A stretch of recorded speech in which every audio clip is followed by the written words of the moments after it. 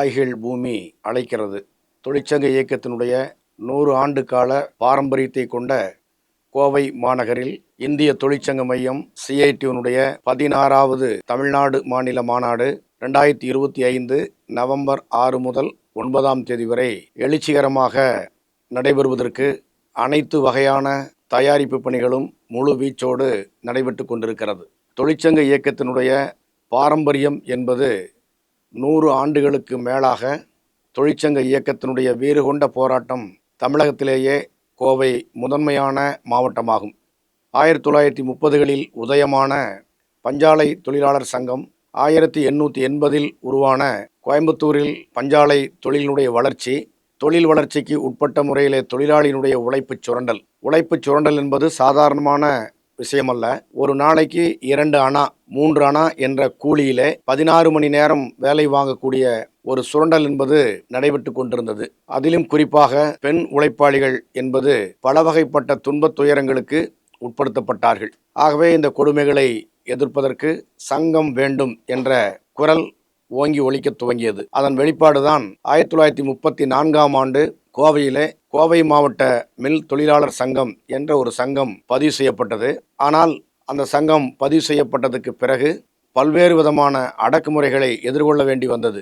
அந்த அடக்குமுறைகளை எதிர்த்து களமாடிய போதுதான் தொழிற்சங்க உரிமையும் பெண் தொழிலாளர்களுடைய கௌரவத்தை பாதுகாப்பதற்காக முன்னின்ற களமாடிய 4 வீர புதல்வர்கள் 1946 ஜனவரி மாதம் 8ஆம் தேதி சின்னியம்பாளையம் தியாகிகள் என வர்ணிக்கப்பட்ட புகழ்பட்ட அந்த தோழர்களை பிரிட்டிஷ் போலீஸ் சுதந்திரம் வாங்கிய போது அதற்கு முன்பிருந்த காங்கிரஸ், அதற்கு பின்பிருந்த காங்கிரஸ் இவர்களெல்லாம் ஒன்று சேர்ந்து தூக்கிலிட்டு படுகொலை செய்தார்கள். அதனைத் தொடர்ந்து 1946 நவம்பர் மாதம் 11ஆம் தேதி கோவை ஸ்டெயின்ஸ்வில் வாசலிலே கூலி உயர்வுக்கான போராட்டமும் கருங்காலிகளை வைத்து தொழிற்சங்கத்தை ஒழித்து கட்டுவதை நடந்த நடவடிக்கையை எதிர்த்து வீரம் செறிந்த போராட்டத்தில் காவல்துறையினுடைய துப்பாக்கிச் சூட்டில் 11 பேர் சம்பவ இடத்திலேயே கொல்லப்பட்டார்கள். அதில் குறிப்பாக பாப்பம்மாள் என்கின்ற பெண் தொழிலாளியும் அம்மு கோபால் என்கின்ற பெண் தொழிலாளியும் ஒரு வீரம் செறிந்த அந்த தியாகத்திற்கு உட்பட்டு போனார்கள்.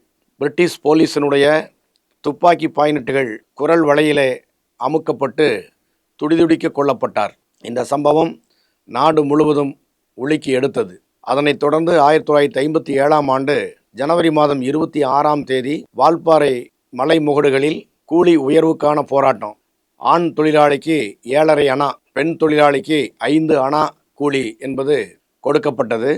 ஆனால் நீடித்த போராட்டத்துக்கு பிறகு அன்றைய காங்கிரஸ் அரசாங்கம் மாண்புமிகு காமராஜ் அவர்கள் முதலமைச்சராக இருந்தபோது ஓய்வு பெற்ற ஒரு நீதிபதி தலைமையில் விசாரணை குழு அமைத்து அதனுடைய பரிந்துரையாக 2.25 ரூபாய் கூலி கொடுக்கலாம் என்ற பரிந்துரையை அமலாக்கச் சொல்லி நீடித்த தொடர்ந்த போராட்டத்தின் விளைவுதான் வால்பாறையினுடைய காவல் நிலைய வாசலிலேயே தோட்ட தொழிலாளிகள் ஒன்று கூடி தங்களுடைய கோரிக்கையை முன்வைத்த போது காவல்துறையால் சுட்டு வீழ்த்தப்பட்டவர்கள் 5 பேர். இப்படி கோவையினுடைய தொழிற்சங்க வரலாற்றில் கோவை மாவட்டத்தில் மட்டும் 31 பேரை படுகொலைக்கு உள்ளாக்கி வளர்ந்ததுதான் செங்கொடி இயக்கம். சும்மா கிடைத்து விடவில்லை சட்டம், சும்மா கிடைத்து விடவில்லை உரிமை, சும்மா கிடைத்து விடவில்லை இந்த உரிமைகள். இவை அத்தனையும் இரத்தத்தாலும் வியர்வையாலும் தியாகத்தால் உருப்பெற்ற இடம்தான் கோவை மாநகரம். அந்த கோவை மாநகரில் நடந்த மாபெரும் போராட்டங்களின் ஊடேதான் மகத்தான நம்முடைய தலைவர்கள் தோழர் பி. ராமமூர்த்தி, தோழர் M.R. வெங்கட்ராமன், தோழர் R. உமாநாத், தோழர் ப. ஜீவானந்தம் உள்ளிட்டோர்கள் பஞ்சாலை தொழிலாளியின் போராட்டத்துக்கு வழிகாட்டுவதோடு கோவையிலேயே தங்கி இருந்து மாபெரும் போராட்டங்களுக்கு தலைமையேற்றார்கள். அப்படி போராட்டங்கள் நடந்தபோதுதான் லக்ஸ் மில் போராட்டத்தினுடைய வரலாறு. 39 நாட்கள் நடந்த வேலைநிறுத்த போராட்டத்தில் தான் தோழர் பி. ராமமூர்த்தி அவருடைய வாத திறமையால் பஞ்சப்படி என்ற ஒன்று அந்த சட்டம் உருவாவதற்கும் அதை பயனடைவதற்குமான வாய்ப்பாக அமைந்தது. ப. ஜீவானந்தம் அவர்கள் பஞ்சாலை தொழிலாளிகளை வீறு கொண்டு எழச் செய்த பாடல்கள் பாடிய இடம்தான் கோவை. காலுக்கு செருப்பும் இல்லை, கால் வைட்டு கூழும் இல்லை, பாலுக்கு உழைத்தோமடா தோழா, பசையற்று போனோமடா என்ற வார்த்தைகள். பாலின்றி குழந்தைகளும், கூலின்றி தாய் அழுவாள், வேலையின்றி தகப்பன் அழுவான், குடும்பம் முச்சூடும் வறுமையில் அழும் என்ற வைர வரிகள் கோவையினுடைய மில் வாசல்களிலே ஓங்கி ஒலித்துக் கொண்டிருந்தது. ஆகவே அந்த தொழிற்சங்க இயக்கம்தான் 1983 டிசம்பர் 28 to 31 4வது தமிழ்நாடு மாநில மாநாட்டை வெற்றிகரமாக நடத்தியது. அந்த தருணம் என்பது சாதாரணமான தருணம் அல்ல. இந்தியாவிலேயே முதலாக நடந்த மத்திய தொழிற்சங்கங்கள், அன்றைக்கு இருந்த தொழிற்சங்கங்கள் இணைந்து அன்றைய மத்திய அரசாங்கத்தை எதிர்த்து தொழிலாளர் நலனுக்காக, விவசாயிகளுடைய நலனுக்காக முதல் அகில இந்திய பொது வேலைநிறுத்தம் 1982 ஜனவரி மாதம் 19ஆம் தேதி நடைபெற்றது. அந்த போராட்டம் என்பது இந்தியாவையே, இந்திரா காந்தி சர்க்காரை நிமிர்ந்து பார்க்க வைத்த ஒரு மாபெரும் போராட்டம். அந்த போராட்டத்தை ஒடுக்குவதற்கு நாடு முழுவதும் ஒன்றிய அரசாங்கம், அன்றைய காங்கிரஸ் அரசாங்கம், மாநிலத்தில் இருந்த அன்றைய அஇஅதிமுக எம்ஜிஆர் அரசாங்கம், இந்த 2 அரசாங்கங்களும் முதல் பொது வேலைநிறுத்தத்தை துப்பாக்கி குண்டுகளால் முடிவுக்கு கொண்டு வர பார்த்தார்கள்.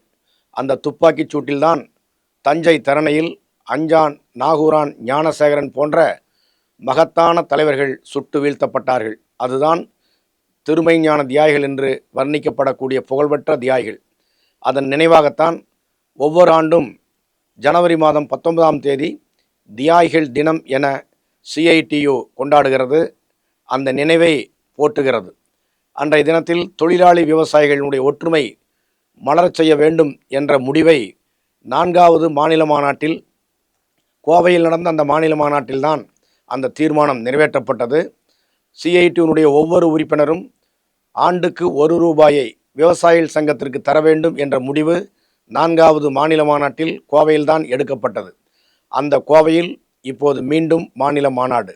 42 ஆண்டுகளுக்கு பிறகு கோவை மண்ணில் 16வது தமிழ்நாடு மாநில மாநாடு அந்த கம்பீரத்தோடு நடைபெறுவதற்கு அனைத்து பகுதிகளிலும் திரும்பிய திசையெல்லாம் செங்கொடிகளாலும் செங்கொடி தோரணங்களாலும் அலங்கரிக்கப்பட்டு 17 பணிக்குழுக்கள் உருவாக்கப்பட்டு வீறு கொண்ட அந்த வர்க்க போராட்டத்தினுடைய தோழர்கள் பணியாற்றி கொண்டிருக்கிறார்கள். அந்த வகையில் 6 கருத்தரங்கள் நடைபெற்றிருக்கிறது.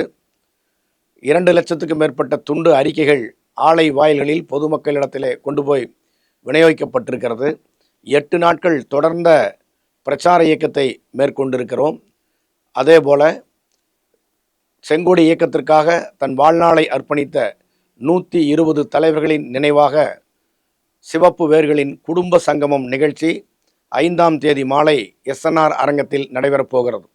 காலம் முழுவதும் வர்க்கத்திற்காக உழைத்து சுயநலமின்றி சமூக நலனுக்காகவே தன் வாழ்நாளை அர்ப்பணித்த அந்த தலைவர்களினுடைய குடும்பங்கள் இன்றைக்கு ஒன்று கூடுகின்றன. எங்கோ பிறந்தோம், எங்கோ வளர்ந்தோம், ஆனால் செங்கொடியால் தாளாட்டப்பட்டோம் என்ற அடுத்த தலைமுறைக்கு கொண்டு செல்வதற்கு இந்த நிகழ்ச்சி மகுடம் சூட்டுவதைப் போல மாநாட்டிற்கு அமையப்போகிறது. மாநாட்டினுடைய துவக்க நிகழ்ச்சியில் தமிழகம் முழுவதும் இருந்து 7 தியாகிகளுடைய பெயரால் நினைவு ஜோதியும் கொடியும் எடுத்து வரப்படுகிறது. அவையெல்லாம் 6ஆம் தேதி காலை கம்பீரமாக மாநாட்டினுடைய முன்பு அரங்கத்தில் நம்முடைய மகத்தான தலைவர்களால் எடுத்து வரப்பட்ட ஜோதிகளை அதை பெற்றுக்கொள்கிற நிகழ்ச்சியோடு மாநாட்டு நிகழ்ச்சி துவங்குகிறது. மாநாட்டினுடைய பொது மாநாடும் நடைபெறப்போகிறது.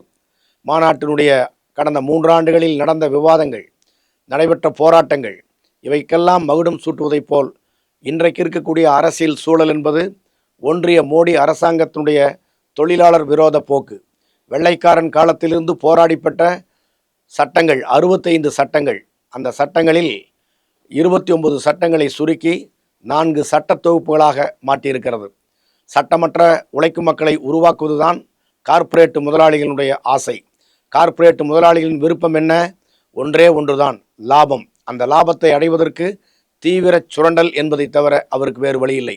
ஆனால் உழைக்கும் மக்களுக்கோ ஒரு பொன்னான ஒரு வாழ்க்கை, ஒரு முறையே பிறந்து வாழ்கிற வாழ்க்கையில் உலகத்தின் எல்லா விதமான வளங்களையும் சமமாக பெற வேண்டும், இந்த சமத்துவ சமூகத்தை உருவாக்க வேண்டும், உழைப்பு சுரண்டலற்ற ஒரு சமூகத்தை உருவாக்க வேண்டும் என்ற முறையில் ஒரு உயர்ந்த லட்சியத்திற்காக சமூகத்தின் இருவேறு வர்க்கங்களாக பிரிந்து கிடக்கிற இந்த சூழலில் செங்கொடி இயக்கம் ஒன்றுதான் பூமி பந்தை சமமாக்கப் போகிறது.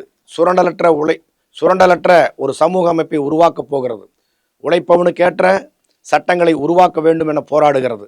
அந்த வகையான போராட்டங்கள் இன்றைக்கு நடந்து கொண்டிருக்கிற இந்த தருணத்திலும் ஒன்றிய மோடி அரசாங்கத்தினுடைய பிரிப்பு அரசியல் உழைக்கும் வர்க்கத்திற்கு மத்தியில் மதமாக, சாதியாக, இனமாக, கீழோர் மேலோர் என்ற பாகுபாட்டுடன், ஏற்ற தாழ்வுகளுடன் இன்றைக்கு பிரித்தாளும் சூழ்ச்சியை பாஜக அரசாங்கம் செய்து வருகிறது. இவற்றுக்கு எதிராக ஒன்றுபடு, போராடு, வென்று காட்டு. அரசின் தொழிலாளர் விரோத கொள்கைகளுக்கு அடங்க மறு. சிறை என்றாலும், தடியடி என்றாலும், துப்பாக்கி குண்டுகளானும், தூக்கு கயிறானாலும் இன்குலாப் முழக்கமிட்டு முன்னேறுவோம் என்பது ஒன்றுதான் இந்த மாநாட்டினுடைய லட்சியமாக அமையப்போகிறது.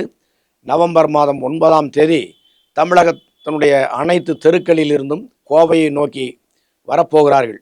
லட்சக்கணக்கான ஆண் தொழிலாளர்களும் பெண் தொழிலாளர்களும் அங்கே கூடப் போகிறார்கள். 9ஆம் தேதி நடைபெறக்கூடிய அந்த பிரம்மாண்டமான உழைப்பாளர் பேரணி தமிழகத்திற்கு வழிகாட்டும். ஆளுகிற அரசாங்கத்திற்கு எச்சரிக்கை விடும். தமிழக அரசிற்கு தொழிலாளர் விரோத நடைமுறைகளுக்கு எதிராக தீர்மானங்கள் நிறைவேற்றப்பட்டு ஒன்றிய அரசாக இருந்தாலும் மாநில அரசாக இருந்தாலும் நீங்கள் வேற நாங்கள் வேற என்ற வகையில் உழைக்கும் மக்களுக்கு பாதிப்பென்று வந்துவிட்டால் எங்களுடைய கரங்களும் எங்களுடைய கண்களும் சிவப்பாக்கி பொங்கி எழும் என்ற ஒரு வரலாற்றின் பின்பக்கத்திலிருந்து செங்கொடி சங்கம் CITU தன்னுடைய மகத்தான 16வது மாநில மாநாட்டை நிறைவேற்றும் என்பதற்கு அச்சாணியாகத்தான் இன்றைக்கு தீக்கதிர் பத்திரிகைகள், நம்முடைய சமூக வலைதளங்களில் இன்றைக்கு மகத்தான தலைவனுடைய வரலாறு, நம்முடைய பாரம்பரியம் இவையெல்லாம் குறித்து பேட்டிகளாக, ரீல்ஸ்களாக, போஸ்டர்களாக மக்கள் கண்களிலே படக்கூடிய வகைக்கு கருத்து பிரச்சாரத்தை மேற்கொண்டு வருகிறோம்.